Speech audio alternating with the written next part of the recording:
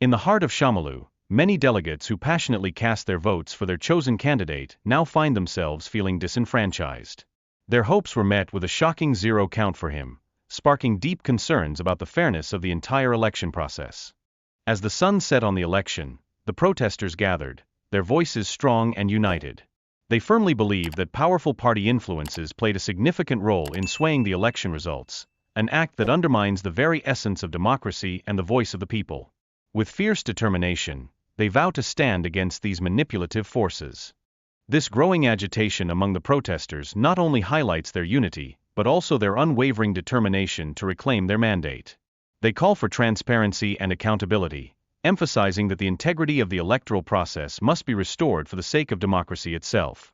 Meanwhile, in Alimashore, protesters echo similar sentiments. They raise their voices in unison against what they perceive as election fraud, declaring that the votes counted do not reflect their true choices.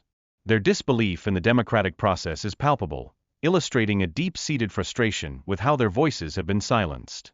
Adding to the chorus of discontent, the actions of the Electoral Committee have been labeled by many as an outright attack on democracy. Accusations of deliberate fraud and manipulation swirl amidst the unrest, as members of the community demand accountability and justice for what they deem to be a compromised electoral process. The unrest has sparked protests across multiple local government councils, shining a light on the urgent need for the ruling party to address these grievances. The call for unity within the party grows louder, as they recognize that solidarity will be essential for the upcoming elections. Large crowd of All Progressives Congress faithful on the streets of Shomolu, filing out to protest the outcome of last Saturday's primary elections for the forthcoming local council polls in Lagos. They are of the view that the results were manipulated to favor candidates different from the ones that got the popular vote of majority of the delegates, especially the 27 from Shomolu that participated in the exercise. The election I held on Saturday was in Sham. My Oga is Honorable Olowo, and I voted for him. I wonder why I could not, Olowo cannot even get a single vote. This is the evidence of that I'm a delegate in that election, and I'm the APC AJ Secretary Shomolu. What is happening in Shomolu? I don't understand it. Apart from me, we have other delegates that voted for him. We are more off to count on. At the number, we can get about 18 to 20 delegates that voted for Olowo. And still, at the end of the day, we heard that it was a zero count for Olowo, which is not. And we need our mandate in Shomolu. They accused the electoral panel of playing the script of some powerful elements in the party to impose a candidate on them, and have vowed to resist the move. When we counted it, Olowo was number one. But because they don't allow anybody to see them, they just ask us to vote and go away. What we are now agitating for, we want our vote to be counted. We want our mandate back because the election that took place on Saturday was not fair. It was manipulated by some people. We are one and we are speaking in one voice. It's Bawale we want as our chairman in Shomolu local government. He is our mandate. He's the person we want. He's the person we are voting for.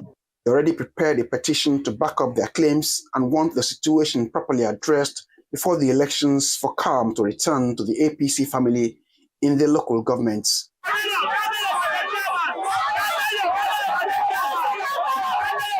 The controversy over the disputed primary elections is daily spreading. Here are some other party faithful in Alimashore, a traditional stronghold of the APC, protesting what they describe as widespread irregularities in the primary elections at a news conference. Everybody has their own tag as we presented it now, and we believe that at least the 13 votes will complete. But unfortunately for us now, after the election, we discover that what we voted for is not what was counted. The whole paper had been substituted, and the whole process was characterized with a charade, anomalies. So many things are missed that we were surprised that this kind of thing will be happening in a democratic setting.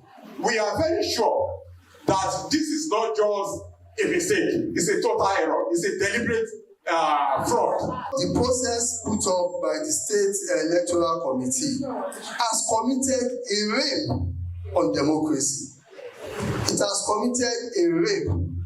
They are trying to murder democracy in Lagos State. And this should be the seat of democracy in Nigeria, because our president, Asiwaju Bola Ahmed Tinubu, fought tooth and nail for democracy in Nigeria. The theme of our party is justice, peace, and progress. That implies that anywhere there is justice, there will be peace. And anywhere there is peace, there will be progress. And if reverse is the case, that means where there is no justice, there will not be peace. And where there is no peace, there will not be progress. As at the last count, members from not less than 7 local government councils and council development areas have staged one form of protest or the other against the primary elections, even with an appeal panel already in place. Time is of the essence for the ruling party in Lagos to address all the issues from the aggrieved parties to unify its ranks ahead of the elections that come up on July 12. Oyetunji, Arise News.